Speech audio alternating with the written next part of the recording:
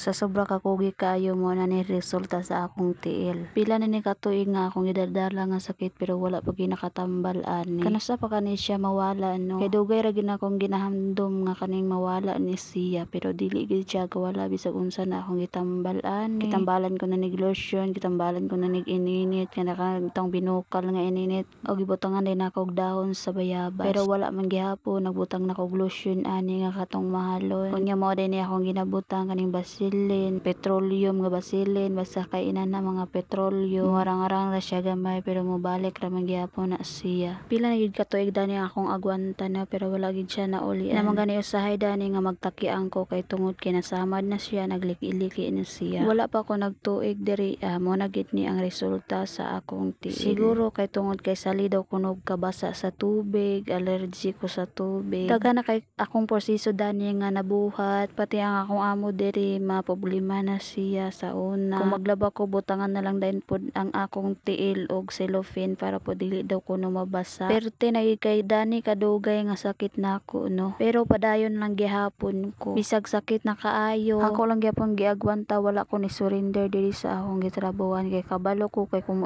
surrender ko dani sa akong gitrabahuan. Ako ra man gyapon ang maalaot kay mag-unsa na lang man ko dito sa hamuha nga wala man gyapon mi walang wala gid mi. Muna ako na lang podayon giagwan kay moabot ra man gyapon ang panahon nga maulian ra ni sa salig tambal nako. Siguro gipaagwanta lang sa ako ani kay pag-abot sa panahon mauli-ulian na gini unya ang among kahimtang maarang-arang na pod. Sa nungotana dira sakit ba ni or dili? Ang ako lang gyud maingon ninyo nga sakit gid siya pag maliki na unya magsamad-samad day na siya. Grabe ra gid kaayo ka sakit. Magtakiang ka gyud taman sa ginhawa. Sulod sa 5 ka tuig mag-unom na ka tuig mo gid ni akong gipangbati nga salig og takiang salig pangitag pamaagi nga maulian ko ani nga sakit. Pero hantod karon wala pa gid ko dani naulian. Nagpa-doktor nako ako na ni siyang ipa-check up pero wala man gihapon. Taman lang gid ko dani sa pag-agwanta sa kasakit kung mosamad siya. Lain na gid kay tan-awon ang akong tiil mo nang diri na lang dayon taman. Thank you for watching. Bye.